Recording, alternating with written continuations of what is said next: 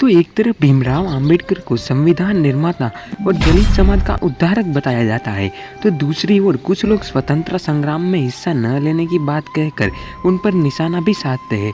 अंबेडकर के आलोचक दावा करते हैं कि वह अंग्रेजों के साथ थे और उन्हीं के मुताबिक काम करने की वकालत करते रहे। ऐसे ऐतिहासिक क्रम पर नजर डाले तो पता चलता है कि अंबेडकर की मांग थी कि वह पहले अपने समुदाय की भलाई चाहते थे। उनका मानना था कि अगर किसी शख्स को समाज में सिर उठाकर चलने की आज़ादी नहीं तो उनके लिए देश की आज़ादी कोई मायने नहीं रखती है। डॉक्टर अंबेडकर दलितों की दुर्दशा के लिए हिंदू धर्म की ऊंच नीच वाली व्यवस्था को जिम्मेदार मानते थे।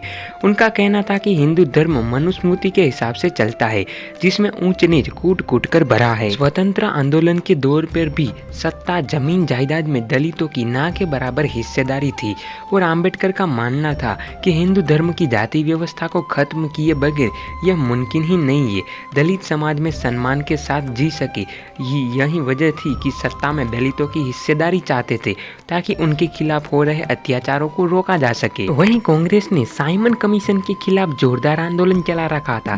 ब्रिटिश सरकार ने अगस्त 1932 में दलितों को पृथक निर्वाचन का अधिकार दिया। इनमें दलितों को 2 वोट देने का अधिकार था। एक वोट से वे अपने समुदाय का प्रतिनिधि चुन सकते थे, वहीं दूसरे से किसी सामान्य वर्ग का प्रतिनिधि। लेकिन महात्मा गांधी ने पृथक निर्वाचन का जोरदार विरोध किया। उनका मानना था कि इससे दलितों और सवर्णों के बीच में खाई हो जाएगी। उन्होंने पृथक प्रतिनिधित्व के दौरान के खिलाफ आमरण अनशन शुरू किया।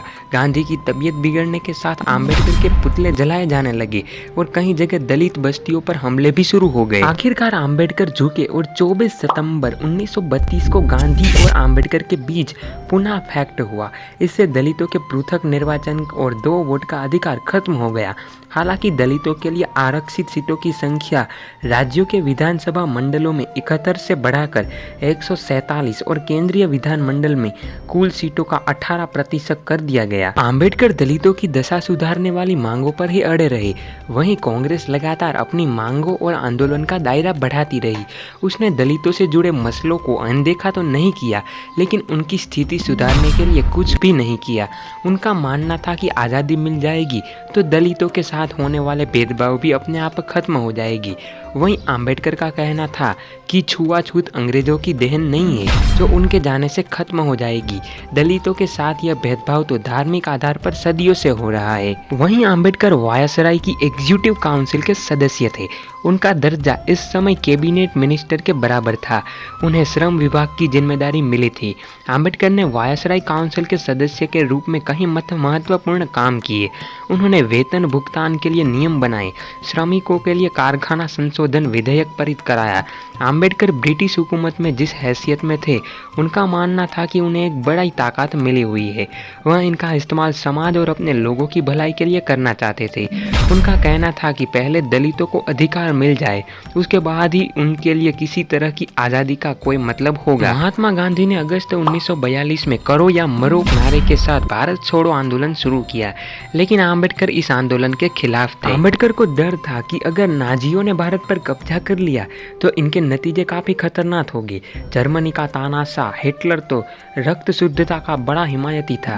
उनके समर्थक को भारतीयों को एकदम गया गुजरा समझते थे।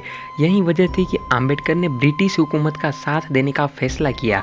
उन्होंने कहा, सभी भारतीयों की देशभक्ति यही है कि वह अराजकता फैलाने से रोके, क्योंकि इस तरह के आंदोलन हमारे देश को जापान का गुलाम बनाने में मदद करेंगे। तो बाबा साहेब आम्बेडकर का आज़ादी की लड़ाई में न जुड़ने का यही एक कारण था कि वो पहले अपने दलित समुदाय को विशेष हक देना चाहते थे ताकि आगे चल के उसके साथ भेदभाव ना हो।